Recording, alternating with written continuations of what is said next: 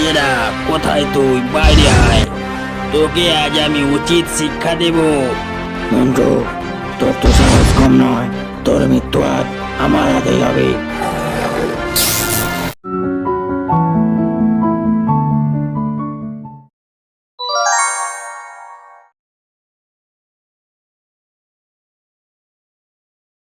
এক বনে বাস করত মন্টু নামে এক শিয়াল ও তার বউ। তবে মন্টু ছিল অনেক গরিব, কিন্তু মন্টু গরিব হলেও সে ছিল অনেক পরিশ্রমী ও বুদ্ধিমান। এই কারণে মন্টুর ছিল একটি সুন্দর সবজির বাগান। কই আমার সোনা বউ, কোথায় গেলে তুমি? আমার যে খুব খিদে পেয়েছে, আমায় খেতে দাও। হ্যাঁ, আসছি। তাড়াতাড়ি দাও, আমাকে তো খেয়ে আবার বাগানে যেতে হবে। এই নাও তোমার খাবার।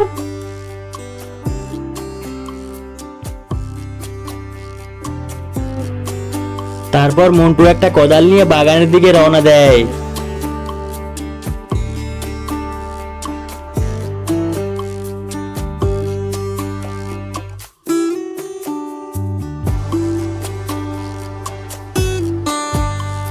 তারপর সে কিছুক্ষণ বাগানে মাটি কোপাতে থাকে।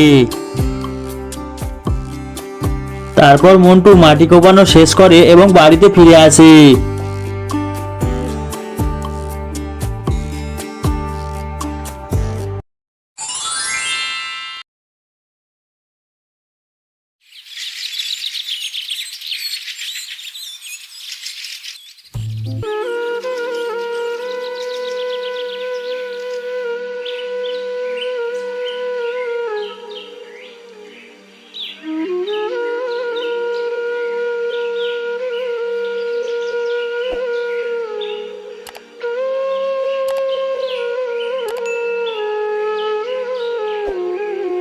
পরের দিন মন্টু বাগানে গিয়ে কিছু চারা গাছ লাগায়।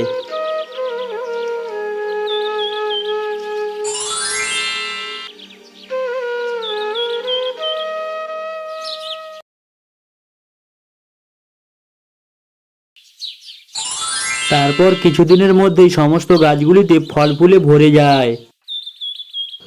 পরাণ জয় জুলিয়া রে, পরাণ জয় জুলিয়া, কেমনে রাখি বান্ধিয়া বান্ধিয়া মনের তারপর একদিন মন্টুর ফুল ফলে ভরা বাগানের উপর নজর পড়লো জেরার।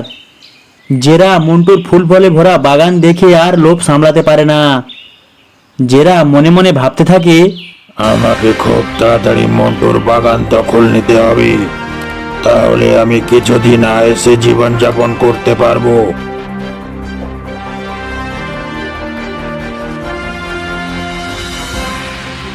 চলো বউ, বাগান থেকে সবজি তুলে দেবে, আমি বাজারে নিয়ে যাব।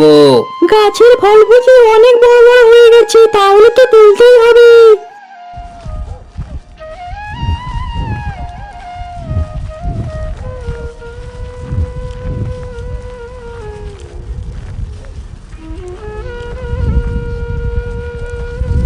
তারপর মন্টু ও মন্টুর বউ সবজি তুলতে থাকে। কিছুক্ষণের মধ্যেই তাদের সবজি তোলা শেষ হয় এবং মন্টু সমস্ত সবজি বাজারে নিয়ে যাওয়ার জন্য বেরিয়ে পড়ে।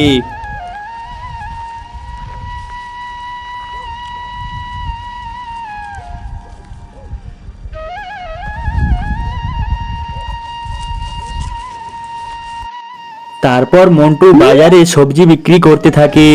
মন্টুর সবজিগুলো অনেক ভালো ছিল, তাই সমস্ত পশুরা মন্টুর থেকে সবজি কিনতে থাকে। কিছু সময় পর জেরা ও তার দলবল সেই বাজারে বাজার করতে আসে। তারপর মন্টুর এমন সবজি বিক্রি দেখে জেরার চোখ রীতিমতো ছানা বড়া হয়ে যায়। এই তোরা সবাই কালকে রেডি থাকিস, কালকে মন্টুর বাগান দখল নিতেই হবে।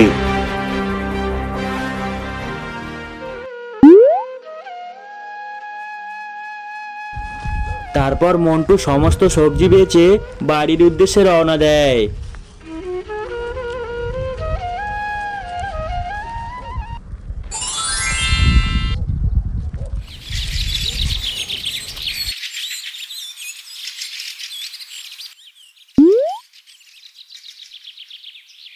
পরের দিন সকালে জেরা তার দলবল নিয়ে মন্টুর বাগানে উপস্থিত হয়। এই মন্টু, এই বাগানের সমস্ত ফল আমার, তুই একটাও ফলে হাত দিবি না, তাহলে তোর কপালে আজ অনেক দুঃখ আছে। কিন্তু জেরা, এই জমি এই বাগান সবই তো আমার, আর এই বাগানে ফসলও ফলিয়েছি আমি। তাহলে এই বাগানের ফসল তোমার কি করে হয়? হ্যাঁ, এই সব কিছুই তো আমাদের। হ্যাঁ ছিল, কিন্তু এখন থেকে এই সব কিছু আমার। দয়া করো জেরা, এরকম করো না, তাহলে যে আমরা না খেতে পেয়ে মারা যাব। কিন্তু তুই যদি না এখন এখান থেকে যাস, তাহলে আমি তোকে প্রাণে মেরে ফেলবো। হা, হা, হা। তারপর মন্টু ও তার বউ মনের দুঃখে গভীর জঙ্গলের উদ্দেশ্যে রওনা দেয়। তারপর মন্টু তার বউকে বলতে থাকে, বউ, আমরা এখন কি করব? আমাদের তো সব শেষ হয়ে গেল। এবার তো আমাদের এই গভীর জঙ্গলে প্রাণত্যাগ করা ছাড়া আর কোনো উপায় নেই। ও কথা মুখেও এনো না। মাথার উপরে ভগবান আছেন, তিনি এর ঠিক সুবিচার করবেন।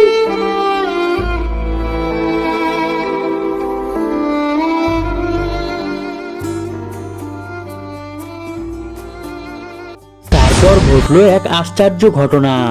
তারপর মন্টু ও তার বউ জঙ্গলের মাঝে পড়ে থাকতে দেখে এক ভাল্লুক কন্যাকে। এই গভীর জঙ্গলে ভাল্লুক কন্যা এলোই বা কি করে, আর আহত হলোই বা কি করে? আহা বউ, এখন ভাবার সময় নেই। আগে এই ভাল্লুক কন্যাকে আমাদের সুস্থ করে তুলতে হবে, তারপর অন্য কিছু ভাবা যাবে।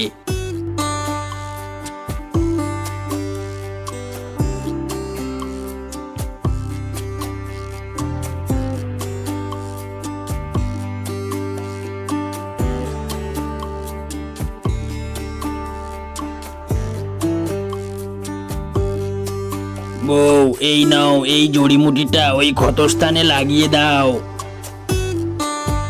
তারপর মন্টু ও তার বউ আহত ভাল্লুক কন্যাকে সেবা যত্ন করতে থাকে।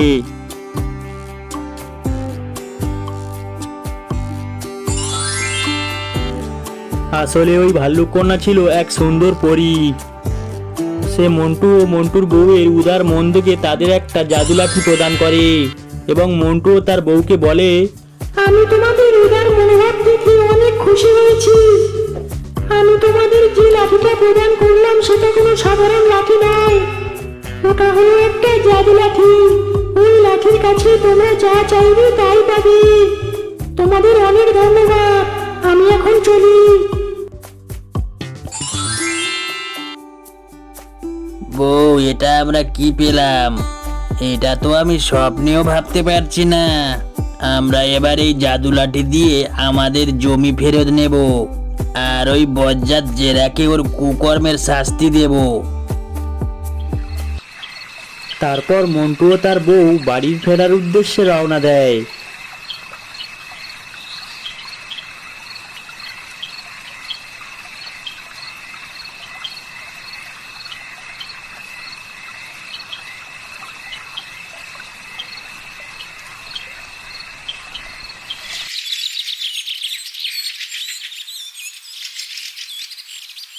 জেরা, কোথায় তুই? বাইরে আয়, তোকে আজ আমি উচিত শিক্ষা দেব। কে কে আমাকে এভাবে ডাকে? কার এত বড় স্পর্ধা? বন্ধু, তুই তুই আমায় এভাবে ডাকছিস? তোদেরকে আমি বলেছি না, প্রাণ থাকতে তোরা কোনোদিন এই বাগানে দেশে মানায় আসবি না, তবুও তোরা এখানে এসেছিস। আস্পর্ধা আমার নয়, আমি তোর আস্পর্ধা দেখে অবাক হয়ে যাচ্ছি। তুই আমার ঘরে থাকছিস, আমার বাগানে চাষ করছিস, আবার আমাকেই ধমকাচ্ছিস। তারপর মন্টুর এমন কথা শুনে জেরা মনে মনে ভাবতে থাকে, মন্টু আমার সাথে কিভাবে কথা বলার সাহস পেল কিভাবে? আমাকে দেখতেই হবে। জেরা, তুই কি ভাবছিস মনে মনে? তুই যদি নিজের ভালো চাস, তাহলে আমার ঘর বাড়ি ছেড়ে তাড়াতাড়ি কেটে পড়। মন্টু, তোর তো সাহস কম নয়, তোর মৃত্যু আজ আমার হাতেই হবে।